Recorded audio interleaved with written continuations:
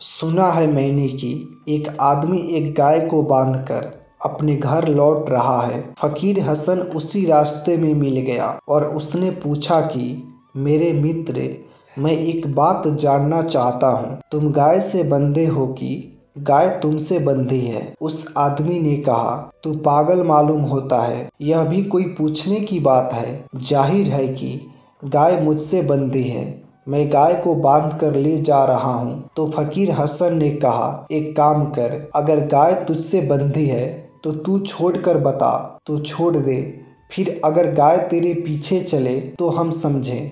उस आदमी ने कहा, अगर मैं छोड़ दूंगा, गाय भाग खड़ी होगी, मुझे उसके पीछे भागना पड़ेगा। तो फकीर हसन ने कहा, फिर तू ठीक से समझ ले, यह हाथ में जो रस्सी लिए है, इस धोखे में मत पड़ना।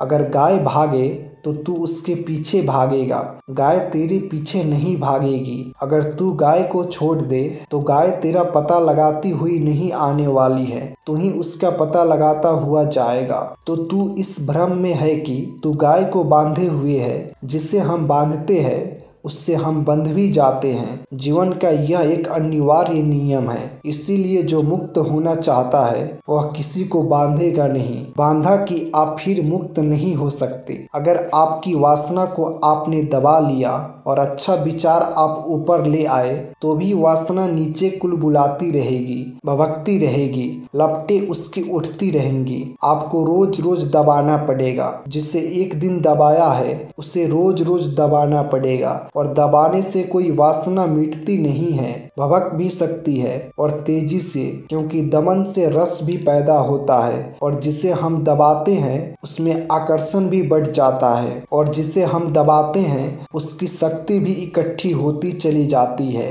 फिर यह संघर्ष सतत है।